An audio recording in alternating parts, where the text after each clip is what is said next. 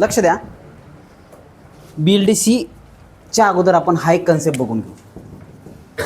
Specification of DC machine.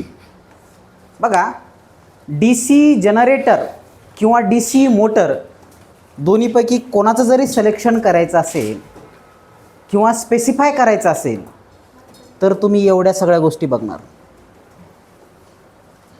म्हणजे ते generator किंवा ती मोटर किती HP ते बघणार. बाळे, हॉर्स पॉवर, तुझी पॉवर नाही, horse power, output power in HP म्हणजे हॉर्स पॉवर. ओके. आणि 1 HP जी गोष्ट तुम्हाला माहिती आहे 746 वॅट. ओके. तुमचं HP वेगळं आहे, मला माहीत झालं आहे. तर हे आउटपुट पॉवर इन HP आहे. ओके. त्याच्यानंतर रेटेड व्होल्टेज, किती व्होल्टचा इनपुट लागतो त्याला. जनरली 220 230 अशा पद्धतीने AC DC दोन्हीमध्ये पण जवळपास सेम पॅटर्नच्या मोटर आपण आजकाल वापरतो. म्हणजे तुमच्या लॅबमध्ये सुद्धा 220 व्होल्टची DC असेल, DC शंट, DC सिरीज वगैरे. त्याच्यानंतर types of field winding. Field वाइंडिंगचा टाईप कोणता आहे. Lap winding, wave winding. त्याच्यामध्ये अजून पिचिंग कशी आहे, ॲल्युमिनियमची आहे की कॉपर आहे, ह्या सगळ्या गोष्टी आपण इथं फाइंड आउट करतो, म्हणजे स्पेसिफाय करतो. त्याच्यानंतर excitation voltage. Excitation voltage, field excitation कितीचं आहे. ओके. इनिशियल जनरेटर असेल तर एक्सायटेशन म्हणतो आपण, आणि मोटर असेल तर सप्लायच म्हणतो. तर ते कितीचं आहे ते आपण कन्सिडर करतो. ओके. त्याच्यानंतर इन्सुलेशन टाईप. इथं क्लास ऑफ इन्सुलेशन असतं बघा, क्लास ऑफ इन्सुलेशन. तर इन्सुलेशनचा क्लास शिकलो ना आपण already. You all engineer best for hybrid computer. YAEBHC हे क्लास आहेत इन्सुलेशनचे. याचा क्लास 90, याचा 105, याचा 120, याचा 135 सॉरी, याचा 155 आणि याचा more than 180. You all engineer best for F राहिला इथं.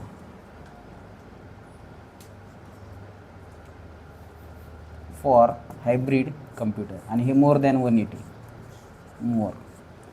तर हे टेम्परेचर विथस्टँड कॅपॅसिटी लक्षात घ्या, हे सांगतोय मुद्दाम. ही टेम्परेचर विथस्टँड कॅपॅसिटी आहे. तर क्लास A असेल, Y असेल किंवा क्लास O सुद्धा म्हणतात त्याला, 90 डिग्री सेल्सिअसपेक्षा जास्त टेम्परेचर आलं की ते इन्सुलेशन जळून जातं. वाइंडिंगच्या वरचं इन्सुलेशन आहे ना, त्याचा क्लास आहे, लक्षात घ्या. तर हा जनरली आपण या पॅटर्नमध्ये घेतो. ओके. आमच्याकडं क्लास F टाईपची मोटर आहे समजा. तर याचा अर्थ काय, 155 डिग्री सेल्सिअस तापमान आलं तरी त्याचा हे जळण काय इन्सुलेशन नाही, त्यापेक्षा जास्त आलं तर मात्र जळणार. तर जी वाइंडिंग असते ना, त्या वाइंडिंगच्या वर जे कोटिंग राहते ना, वॉर्निश कोटिंग, त्याचा क्लास आहे हा.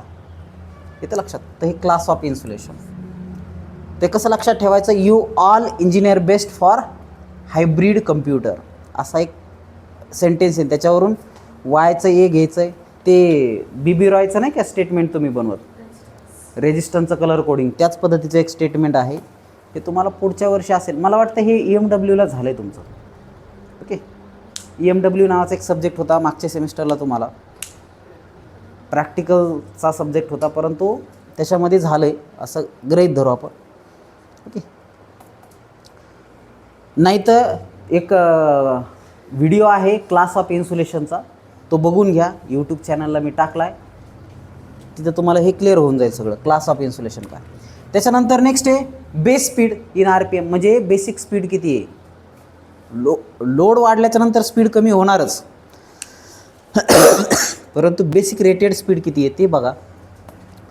जास्तीत जास्त करंट कॅरिंग कॅपॅसिटी किती आहे, फुल लोड करंट किती आहे, स्टार्टिंग करंट किती आहे. स्टार्टिंग करंट जास्त असतो का फुल लोड रे. स्टार्टिंग करंट जास्त असतो, 50 to 20 times more than full load current. आणि ते कमी करण्यासाठी आपण काय करतो, स्टार्टर वापरतो. ओके.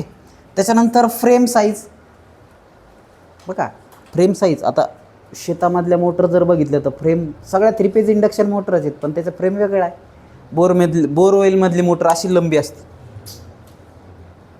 विहिरीतली मोटर अशी जागेवरच असते. ओके, पाटातली वेगळी असते.